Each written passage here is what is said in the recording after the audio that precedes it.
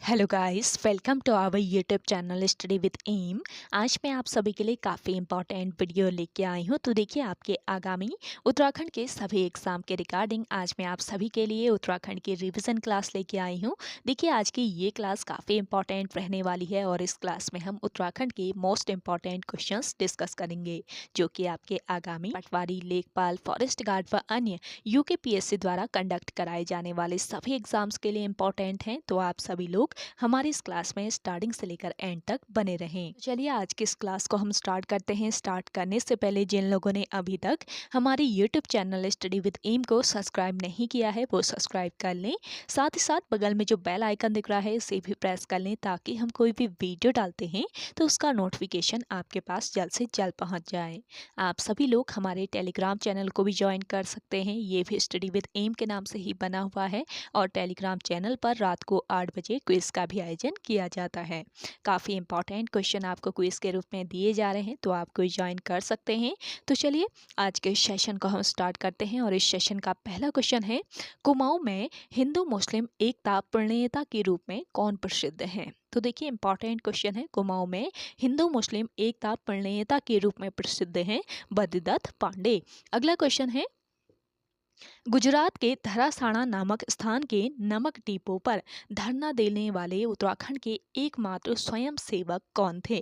तो देखिए, गुजरात के धरासाना नामक स्थान के नमक डिपो पर धरना देने वाले उत्तराखंड के एकमात्र स्वयं सेवक थे ज्योतिराम कांडपाल। अगला क्वेश्चन है, चक्राता जो कि देहरादून में स्थित है, तो चक्राता देहरादून में प्रतिवर्ष अप्रैल माह के नवरात्रों में किस वीर शहीद की स्मृति में मेले का आयोजन किया जाता है?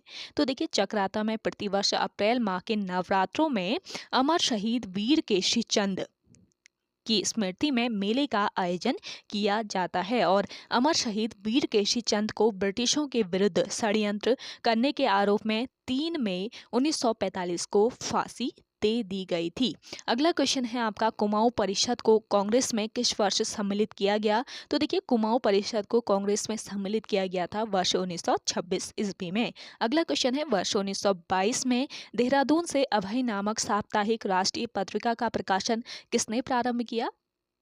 तो देखिए, वर्ष 1922 ईस्वी में देहरादून से अभय नामक साप्ताहिक राष्ट्रीय पत्रिका का प्रकाशन शुरू हुआ और किसने इसका प्रारंभ किया था?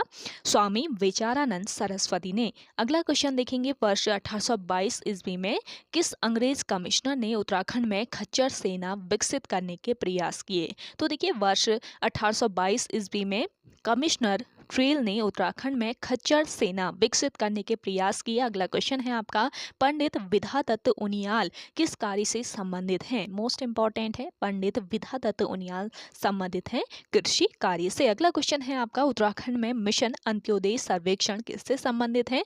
तो मिशन अंत्योदय सर्वेक्षण उत्तराखंड में संबंधित है ग्राम पंचायतों के संपूर्ण विकास से। अगला क्वेश्चन है आपका, उत्तराखंड में मुख्यमंत्री हेल्पलाइन 1905 को कब शुरू किया गया? तो देखिए, उत्तराखंड में मुख्यमंत्री हेल्पलाइन 1905 शुरू किया गया 23 फरवरी 2019 को। अगला क्वेश्चन है, सूर्यधार झील उत्तराखंड के किस जनपद में निर्माणाधीन है? तो सूर्यधार झील निर्माणाधीन है देहरादून जनपद में। अगला क्वेश्चन है आपका, देखिए, 1 दिसंबर 2019 को जानकी देवी मंदिर नेपाल में राम विवाह संपन्न किया गया। अयोध्या के अतिरिक्त अन्य किस स्थान से राम बारात निकाली गई? तो देखिए, 1 दिसंबर 2019 को जानकी मंदिर नेपाल में राम विवाह संपन्न किया गया। अयोध्या के अतिरिक्त अन्य किस स्थान से राम बारात निकाली गई? देवप्रयाग में स्थित रघुनाथ मंदिर से। अगला क्वेश्चन है, हिमालयी पुत्र हेमवती नंदन बहुगुणा का जन्म शताब्दी वर्ष था? तो देखिए, हिमालय पुत्र हेमवती नंदन बहुगुणा का जन्म शताब्दी वर्ष था 2019। देखिए, हेमवती नंदन बहुगुणा जो है, इनका जन्म वर्ष है वर्ष 1919 और वर्ष 1919 को जनपद पौड़ी गढ़वाल के बुधानी गांव में इनका जन्म हुआ था। अगला क्वेश्चन है, वर्ष 1905 ईस्वी में देहरादून से गढ़वाली नामक समाचार पत्र का प्रकाशन प्रारंभ हुआ। इसे किस वर्ष साप्ताहिक पत्र बनाया गया? तो देखिए, वर्ष 1905 ईस्वी में देहरादून से गढ़वाली नामक समाचार पत्र का प्रकाशन हुआ और इसे साप्ताहिक पत्र कब बनाया गया? वर्ष 1913 ईस्वी में। अगला क्वेश्चन है, अल्मोड़ा में होम रूल लीग की शाखा को कब स्थापित स्थापित किया गया? तो अल्मोड़ा में होम रूल लीग की शाखा स्थापित की गई वर्ष 1914 ईस्वी में। और देहरादून में होम रूल लीग की शाखा को कब स्थापित किया गया, ये भी पूछा जा सकता है, तो वर्ष 1918 याद रखें। अगला क्वेश्चन देखें। वर्ष 1916 ईस्वी में कुमाऊं परिषद की स्थापना कहाँ पर की गई थी? तो देखिए वर्ष 1916 में कुमाऊं परिषद की स्थापना हुई थी कहाँ पर? नैनीताल में। अगला देखेंगे, अल्मोड़ा में हैप्पी क्लब की स्थापना किस वर्ष की गई थी? अल्मोड़ा में हैप्पी क्लब की स्थापना हुई वर्ष 1903 ईस्वी में। और अल्मोड़ा में हैप्पी क्लब को गोविंद वल्लभ पंत तथा हरगोविंद पंत के प्रयत्नों से स्थापित किया गया। और हैप्पी क्लब को स्थापित करने का मुख्य उद्देश्य क्या था? नव युवकों में राजनीतिक चेतना का संचार करना। अगला क्वेश्चन है आपका, अल्मोड़ा में डिबेटिंग क्लब की स्थापना कब हुई थी? तो अल्मोड़ा में डिबेटिंग क्लब की स्थापना हुई वर्ष 1970 में। अगला क्वेश्चन है, आत्मचंद किस चंद शासक का पुत्र था? आत्मचंद जो है ये सोमचंद का पुत्र था। अगला क्वेश्चन है, कुंवर सिंह नेगी का ब्रेल लिपि के लिए किस वर्ष पद्म विभूषण सम्मान से सम्मानित किया गया? तो देखिए कुंवर सिंह नेगी को ब्रेल लिपि के लिए पद्म भूषण सम्मान से सम्मानित किया गया वर्ष 1990 में। अगला क्वेश्चन है, टिहरी बांध परियोजना स्थल पर किस वर्ष भूस्खलन हुआ था? तो देखिए टिहरी बांध परियोजना स्थल पर वर्ष 2004 में भूस्खलन हुआ था। अगला क्वेश्चन देखेंगे, गोस्वामी तुलसीदास किसकी रचना है? तो गोस्वामी तुलसीदास ये रचना है डॉक्टर पीताम्बर दत्त बड़थवाल की। अगला क्वेश्चन है, भूतों की बारात किसका प्रसिद्ध उपन्यास है? भूतों की बारात ये उपन्यास है इलाचंद जोशी का। अगला क्वेश्चन देखेंगे, विष कन्या किसका प्रसिद्ध उपन्यास है? तो विष कन्या जो उपन्यास है ये है शिवानी, गौरापंत शिवानी का। अगला क्वेश्चन है, अमर सत्य किसका प्रसिद्ध उपन्यास है? अमर सत्य प्रसिद्ध उपन्यास है किसका? दुर्गा दत्त त्रिपाठी का। अगला क्वेश्चन है, लोक देवता ओणेश्वर महादेव के खेत में धान की रोपाई व कटाई की परंपरा किस जनपद में है? तो लोक देवता ओणेश्वर महादेव के खेत में धान की रोपाई व कटाई की परंपरा ये है टिहरी जनपद के, कहाँ पर? टिहरी जनपद के प्रताप नगर में। अगला क्वेश्चन है, मनसार मेला किस जनपद में आयोजित किया जाता है? मनसार का मेला लगता है आपके पौड़ी गढ़वाल जनपद में। मनसार मेला दीपावली पर्व के 11 दिन बाद द्वादशी तिथि को पौड़ी गढ़वाल में प्रतिवर्ष आयोजित किया जाता है। ये पॉइंट पे आप ध्यान रखें। अगला क्वेश्चन है, गंगवाड़श्यु, इसका सही प्रोनाउंसिएशन है गंगवाड़श्यु, इसको करेक्ट कर लीजिएगा। गंगवाड़श्यु घाटी किस जनपद में स्थित है? तो ये आपके कहाँ पर स्थित है? पौड़ी गढ़वाल में। अगला क्वेश्चन देखेंगे, नागा रेजिमेंट को कितनी इकाइयों में विभाजित किया गया है? देखिए नागा रेजिमेंट जो है इनको 4 इकाइयों में, कौन कौन से? Naga first, Naga second, Naga third और 164 इन्फेंट्री बटालियन, 4 इकाइयों में से डिवाइड किया गया है। अगला देखेंगे, दूधातोली लोक विकास संस्थान के संस्थापक कौन है? तो दूधातोली लोक विकास संस्थान के संस्थापक हैं सच्चिदानंद भारती। अगला क्वेश्चन है, हाथी पांव पार्क कहाँ पर स्थित है? हाथी पांव पार्क है आपके कहाँ पर? मसूरी में। अगला क्वेश्चन है आपका, लक्सर जंक्शन को हरिद्वार से कब जोड़ा गया? तो देखिए लक्सर जंक्शन जो है इसको हरिद्वार से जोड़ा गया 1 जनवरी 1896 ईस्वी में। अगला क्वेश्चन है, श्रावणी मेला किस जनपद में लगता है? श्रावणी मेले का आयोजन किया जाता है कहाँ पर? अल्मोड़ा में। अगला क्वेश्चन है, सुमेरु एवं स्वधम गुफा किस जनपद में स्थित है? तो देखिए सुमेरु एवं स्वधम गुफाएं जो है ये आपके कहाँ पर? पिथौरागढ़ में। अगला क्वेश्चन देखेंगे, उत्तराखंड विद्युत निगम का गठन कब किया गया? उत्तराखंड विद्युत निगम का जो गठन है ये 1 अप्रैल 2001 को किया गया था। अगला क्वेश्चन है आपका, देहरादून में आरबीआई का शाखा कार्यालय कब खोला गया था? देहरादून में आरबीआई का जो शाखा कार्यालय है ये 30 जून 2006 में खोला गया। अगला क्वेश्चन है, कुमाऊं शिल्पकार सभा का गठन किस वर्ष किया गया था? तो कुमाऊं शिल्पकार सभा का जो गठन है ये वर्ष 1924 में किया गया। अगला देखेंगे, हरिप्रसाद टमटा ने किस वर्ष दलित समाज के लोगों को शिल्पकार की संज्ञा दी थी? तो देखिए हरिप्रसाद टमटा ने किस वर्ष दलित समाज के लोगों को शिल्पकार की संज्ञा? वर्ष 1921 में। अगला देखेंगे, गढ़वाल पत्रकारिता का जनक किसे माना जाता है? गढ़वाल पत्रकारिता का जनक माना जाता है गिरिजा दत्त नैथानी को। अगला क्वेश्चन है, बद्रीदत्त पांडे ने कुमाऊं का इतिहास पुस्तक किस वर्ष लिखी थी? तो बद्रीदत्त पांडे ने कुमाऊं का इतिहास लिखा वर्ष 1937 ईस्वी में। अगला क्वेश्चन है, रानीखेत पर्वत हिमालय की किस श्रेणी के अंतर्गत आता है? तो रानीखेत पर्वत जो है ये हिमालय के किस श्रेणी के अंतर्गत? मध्य हिमालय के अंतर्गत आता है। अगला देखेंगे, थांगला दर्रा किस जनपद में स्थित है? तो थांगला जो दर्रा है ये आपके कहाँ पर? उत्तरकाशी में स्थित है। अगला देखेंगे, उत्तराखंड में किस वर्ष का भूकंप सर्वाधिक तीव्रता का था? तो देखिए उत्तराखंड राज्य में वर्ष 2003 ईस्वी का जो भूकंप है ये सर्वाधिक तीव्रता का था, जो कि कहाँ पर चमोली के बद्रीनाथ में आया था। ये 9.0 तीव्रता का भूकंप था, इसको ध्यान रखेंगे, इसकी तीव्रता थी 9.0। अगला क्वेश्चन देखेंगे, उत्तराखंड में नाहन पर्वत श्रृंखलाएं कहाँ स्थित है? तो उत्तराखंड में नाहन जो पर्वत श्रृंखलाएं हैं ये हल्द्वानी के समीप है। अगला देखेंगे, ब्रिटिश उत्तरांचल को संयुक्त प्रांत यानी यूपी एवं अवध का हिस्सा कब बनाया गया? मोस्ट इंपॉर्टेंट है। तो देखिए, ब्रिटिश उत्तरांचल को संयुक्त प्रांत यानी यूपी एवं अवध का हिस्सा बनाया गया वर्ष 1902 ईस्वी में। अगला क्वेश्चन देखेंगे, केदारनाथ धाम पर किस वर्ष डाक टिकट जारी किया गया था? तो केदारनाथ धाम पर डाक टिकट जारी हुआ वर्ष 2001 में। अगला क्वेश्चन है, बद्रीनाथ धाम पर डाक टिकट कब जारी किया गया? तो बद्रीनाथ धाम पर किस वर्ष 2003 में डाक टिकट जारी किया गया। अगला क्वेश्चन है, आछरी ताल किस जनपद में स्थित है? आछरी ताल है आपके चमोली जनपद में। अगला देखेंगे, बालचा धुरा दर्रा किस जनपद में स्थित है? तो देखिए, बालचा धुरा दर्रा जो है ये आपके चमोली में स्थित है। बालचा धुरा दर्रा चमोली और तिब्बत को आपस में जोड़ने वाला दर्रा है, इसको ध्यान रखें। अगला क्वेश्चन है, कल्पनाथ बुग्याल किस जनपद में स्थित है? तो कल्पनाथ बुग्याल है आपके चमोली जनपद में। अगला क्वेश्चन है, खलिया लड़ीपांगती राहली और छिपलाकोट बुग्याल किस जनपद में स्थित है? तो खलिया लड़ीपांगती राहली और छिपलाकोट ये सभी बुग्याल हैं आपके पिथौरागढ़ जनपद में। अगला क्वेश्चन है, पंवाली काठा बुग्याल किस जनपद में स्थित है? पंवाली काठा बुग्याल है टिहरी गढ़वाल में। अगला क्वेश्चन देखेंगे, पंचाचूली शिखर की ऊंचाई कितनी है? तो देखिए, पंचाचूली जो है ये आपके पिथौरागढ़ जनपद में है और इसकी हाइट है 6904 मीटर। अगला क्वेश्चन है आपका, उर्स मेला किस जनपद में आयोजित किया जाता है? उर्स मेला लगता है आपके कहाँ पर? हरिद्वार में। अगला देखेंगे, बैजनाथ मंदिर किस नदी के तट पर स्थित है? बैजनाथ मंदिर है गोमती नदी के तट पर और बैजनाथ मंदिर का निर्माण किसके द्वारा? कत्यूरी राजाओं के द्वारा किया गया था।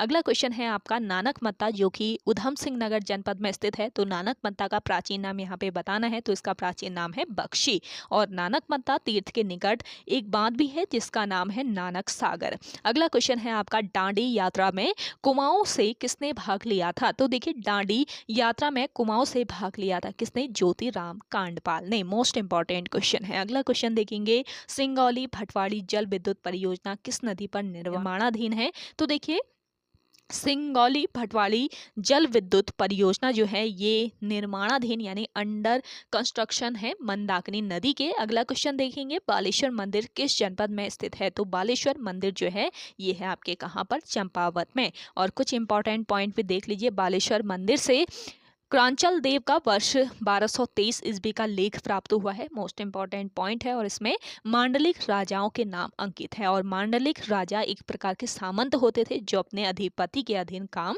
करते थे। अगला क्वेश्चन है, अल्मोड़ा में देवता के रूप में पूजनीय गंगनाथ देवता किस वंश के राजकुमार थे? तो देखिए, अल्मोड़ा में देवता के रूप में पूजनीय गंगनाथ देवता ये किस वंश के राजकुमार थे? आपका राइट आंसर हो जाएगा चंद वंश। अगला क्वेश्चन देखेंगे, गंगोली हाट जो कि पिथौरागढ़ जनपद में स्थित है, तो गंगोली हाट पिथौरागढ़ में किस मंदिर के समीप जमीन के अंदर घड़े में 300 तांबे के सिक्के प्राप्त हुए? तो देखिए, गंगोली हाट के किस मंदिर में? कालिका मंदिर के समीप जमीन के अंदर घड़े में 300 तांबे के सिक्के प्राप्त हुए। और कालिका मंदिर में देवदार वृक्षों के नीचे एक व्यक्ति को वर्ष 1982 में कब मिले थे ये भी पूछा जा सकता है। तो वर्ष 1982 में घड़े के अंदर 300 तांबे के सिक्के प्राप्त हुए थे। अगला क्वेश्चन है, चंद राजाओं की प्रारंभिक राजधानी कहाँ थी? तो देखिए, चंद राजाओं की जो प्रारंभिक राजधानी थी ये थी चंपावत में। और चंद राजाओं की प्रारंभिक राजधानी चंपावत में काली नदी और चंपावती नदी के तट पर थी, ये भी ध्यान रखेंगे। अगला क्वेश्चन है, किस चंद शासक के द्वारा पंचायती राज व्यवस्था की नींव डाली गई थी? मोस्ट इंपॉर्टेंट क्वेश्चन है। तो देखिए, ये चंद शासक थे सोमचंद जिनके द्वारा पंचायती राज व्यवस्था की नींव डाली गई। और पंचायती राज व्यवस्था के अंतर्गत सोमचंद ने मेहर व फड़तियाल दलों की स्थापना की थी। जो दल अधिक शक्तिशाली होता था सत्ता उसी के पास होती थी और इन दलों के नेता राजनीति में निपुण होते थे। अगला क्वेश्चन है, गढ़वाल पर आक्रमण करने वाला पहला चंद शासक कौन था? तो देखिए, गढ़वाल पर आक्रमण करने वाला पहला चंद शासक था कीर्ति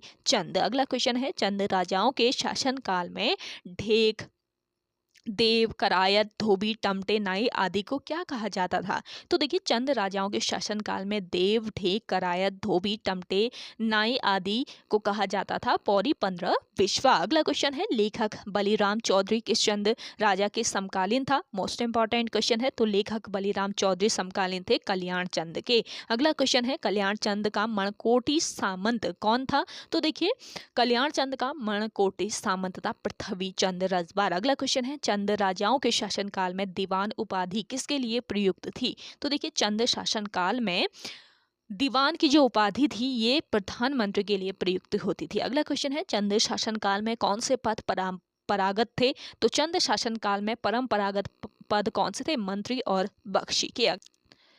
चंद राजाओं का शासनकाल कितने परगनों में विभक्त था? तो देखिए चंद राजाओं का जो शासनकाल था ये 2 परगनों में विभक्त हुआ करता था। परगना व गरखे चंद साम्राज्य की सबसे छोटी इकाई होती थी, ये ध्यान रखेंगे। और कौन कौन से 2 परगने थे? पहला परगना था नागरिक अधिकारी के अधीन, दूसरा परगना था सेनापति के अधीन। और नागरिक परगने के अधिकारी को सीकदार या फिर सरीदार कहा जाता था। मोस्ट इंपॉर्टेंट पॉइंट यहाँ पे आपको बताए जा रहे हैं, इनको भी ध्यान रखेंगे। अगला क्वेश्चन है, चंद शासनकाल में भंडारों में इकट्ठा अनाज को राजा तक पहुंचाने का कार्य कौन करते थे? तो देखिए चंद शासनकाल में भंडारों में इकट्ठा अनाज को राजा तक पहुंचाने का जो कार्य है ये कैनी करते थे। और कैनी खेत में काम करने वाले कृषि मजदूर होते थे। अगला क्वेश्चन देखेंगे, कैनी यानी कि कृषि मजदूरों के खाने पीने की आदि निजी खर्चों की जिम्मेदारी किसकी होती थी? तो देखिए कैनी के खाने पीने आदि निजी खर्चों की जो जिम्मेदारी होती ये थी प्रधान की। और प्रत्येक गांव के लिए एक प्रधान नियुक्त होता था जो कि गांव में पुलिस तथा माल गुजारी का काम करता था। अगला क्वेश्चन है, किन राजाओं के शासनकाल में पंचनवीसी कचहरी होती थी? तो देखिए ये राजा कौन थे? चंद राजवंश के राजा थे जिनके शासन काल में पंचनवीसी कचहरी होती थी। अगला क्वेश्चन है, कोट चंद शासन काल में क्या था? तो देखिए सीरा कोट जो था ये चंद शासन काल में एक कुख्यात कारागार था और इस कारागार में राजा दीपचंद को भी रखा गया था। अगला क्वेश्चन है, दीपचंद ने कहां पर स्वयं की अष्ट धातु मूर्ति स्थापित की थी? तो देखिए दीपचंद ने अपनी अष्ट धातु मूर्ति कहां पर? जागेश्वर में स्थापित की थी। अगला क्वेश्चन है, किसने राजा दीपचंद के जीवित रहते स्वयं को कुमाऊं का राजा घोषित किया था? तो देखिए किसने? यहाँ पे आपका राइट आंसर हो जाएगा मोहन सिंह रौतेला ने दीपचंद के जीवित रहते स्वयं को कुमाऊं का राजा घोषित किया था। अगला क्वेश्चन है, लाखों डियार शैलाश्रय का आकार किस प्रकार का है? तो देखिए लाखों डियार शैलाश्रय का जो आकार है ये नागफनी के आकार का है। और लाखों उड्यार में मुख्य विषय क्या है? सामूहिक नृत्य का। यहाँ पर मुख्य विषय है सामूहिक नृत्य का। आप कमेंट करके बताएं कि लाखों उड्यार आपके किस जनपद में स्थित है। अगला देखेंगे, फड़कानौली तथा पेटशाल शैलाशयों की खोज किसके द्वारा की गई? फड़कानौली और पेटशाल जो शैलाशय थे इनकी खोज की गई डॉक्टर यशोधर मठवाल के द्वारा। अगला क्वेश्चन देखेंगे, कसार देवी पहाड़ी किस जनपद में स्थित है? तो कसार देवी की जो पहाड़ी है ये है अल्मोड़ा जनपद में। और कसार देवी पहाड़ी में विभिन्न शैलाश्रय स्थित हैं। अगला क्वेश्चन देखेंगे, उत्तराखंड के किस उद्यान में सबसे सुंदर मानव कृतियां स्थित हैं? तो देखिए उत्तराखंड का ये उद्यान है गोरखा उद्यान जहां पर सबसे सुंदर मानव आकृतियां स्थित हैं। और गोरखा उद्यान में मनुष्यों को त्रिशूल आकार में अंकित किया गया है। अगला क्वेश्चन देखेंगे, प्रसिद्ध इतिहासकार डॉक्टर मदन मोहन जोशी के अनुसार उत्तराखंड के इतिहास को कितने चरणों में विभाजित किया गया है? तो देखिए प्रसिद्ध इतिहासकार हैं डॉक्टर मदन मोहन जोशी और इनके अनुसार उत्तराखंड के इतिहास को 3 चरणों में विभाजित किया गया है। कौन कौन से ये चरण हैं? तो देखिए पहला है निम्न पुरा पाषाण काल, दूसरा है मध्य पुरा पाषाण काल और तीसरा है उच्च पुरा पाषाण काल। अगला क्वेश्चन देखेंगे, महापाषाणकालीन ओखली जिन्हें कप मार्क्स भी बोला जाता है, तो कप मार्क्स किस मंदिर से प्राप्त हुए हैं? तो देखिए कप मार्क्स जो हैं ये चंद्रेश्वर मंदिर से प्राप्त हुए हैं, ये ध्यान रखेंगे। महापाषाण कालीन कप मार्क्स चंद्रेश्वर मंदिर से प्राप्त हुए हैं और चंद्रेश्वर मंदिर आपके द्वाराहाट में स्थित है। अगला देखेंगे, किस वर्ष गढ़वाल हिमालय के मलारी गांव में शवाधान खोजे गए? तो देखिए गढ़वाल हिमालय के मलारी गांव में शवाधान कब खोजे गए? वर्ष 1956 में खोजे गए। और मलारी ग्राम में शवाधानों की खोज का श्रेय सर्वप्रथम किसको दिया जाता है? शिव प्रसाद डबराल को। अगला क्वेश्चन देखेंगे, केदार खंड एवं मानस खंड नामक ग्रंथ किस पुराण के हिस्से हैं? तो देखिए केदार खंड एवं मानस खंड नामक जो ग्रंथ हैं ये स्कंद पुराण के हिस्से हैं। स्कंद पुराण में मानस खंड में कुमाऊं तथा केदार खंड में गढ़वाल क्षेत्र का वर्णन किया गया है। ये ध्यान रखेंगे, स्कंद पुराण के मानस खंड में किसका वर्णन? कुमाऊं का वर्णन, जबकि केदार खंड में गढ़वाल क्षेत्र का वर्णन किया गया है। अगला देखेंगे, गढ़वाल क्षेत्र को कुमाऊं क्षेत्र में कौन सी पर्वत श्रृंखला पृथक करती है? मोस्ट इंपॉर्टेंट क्वेश्चन है। तो देखिए गढ़वाल क्षेत्र को कुमाऊं क्षेत्र से कौन सी पर्वत श्रृंखला पृथक करती है? बाधाण पर्वत श्रृंखला। और बाधाण पर्वत श्रेणी को पौराणिक मान्यताओं की दृष्टि से अत्यधिक पवित्र माना गया है। अगला क्वेश्चन देखेंगे, महर्षि व्यास ने किस स्थान पर पष्टिलक्ष्य संहिता की रचना की थी? तो देखिए महर्षि व्यास जो हैं इन्होंने पष्टिलक्ष्य संहिता की रचना कहाँ पर की थी? बद्रिकाश्रम में। महर्षि व्यास ने बद्रिकाश्रम में व्यास गुफा नामक स्थान पर महाभारत की कथा सुनी थी। अगला क्वेश्चन देखेंगे, समुद्रगुप्त के प्रयाग प्रशस्ति लेख में कुमाऊं को क्या कहा गया है? मोस्ट इंपॉर्टेंट क्वेश्चन है। तो देखिए समुद्रगुप्त के प्रयाग प्रशस्ति लेख में कुमाऊं को कहा गया है कार्तिकेयपुर, और कुमाऊं को ह्वेनसांग ने ब्रह्मपुर नाम से संबोधित किया है। ये पॉइंट भी आपको याद रखना है। अगला देखेंगे, राजा सोनपाल ने अपनी पुत्री का विवाह किसके साथ किया था? तो राजा सोनपाल ने अपनी पुत्री का विवाह किया था किसके साथ? कनकपाल के साथ। अगला क्वेश्चन है, पूर्व काल में गंगा नदी की घाटियों में निवास करने वाले लोग क्या कहलाते थे? पूर्व काल में गंगा नदी की घाटियों में निवास करने वाले जो लोग होते थे ये किरात कहलाते थे। और प्राचीन ग्रंथों में गंगा नदी तथा देवी दुर्गा को किराती नाम से संबोधित किया जाता था। ये भी आपको याद रखना है, प्राचीन जो ग्रंथ थे तो उसमें गंगा नदी तथा देवी दुर्गा को किराती नाम से संबोधित किया जाता था। अगला क्वेश्चन है, किरातों ने किस नदी के तट पर पांडव पुत्र अर्जुन से युद्ध किया था? तो देखिए किरातों ने किस नदी के तट पर? अलकनंदा नदी के तट पर पांडव पुत्र अर्जुन से युद्ध किया था। और किरातों ने अर्जुन से जिस स्थान पर युद्ध किया वह स्थान विल्व केदार तीर्थ के नाम के रूप में प्रसिद्ध हुआ। मोस्ट इंपॉर्टेंट पॉइंट है, इसको भी आप ध्यान रख लीजिए। अगला क्वेश्चन देखेंगे, काव्य मीमांसा ग्रंथ के लेखक कौन है? तो काव्य मीमांसा ग्रंथ इसके लेखक हैं आचार्य कवि राजेश्वर। काव्य मीमांसा ग्रंथ में भगवान शिव के सुंदर स्थान का वर्णन किया गया है।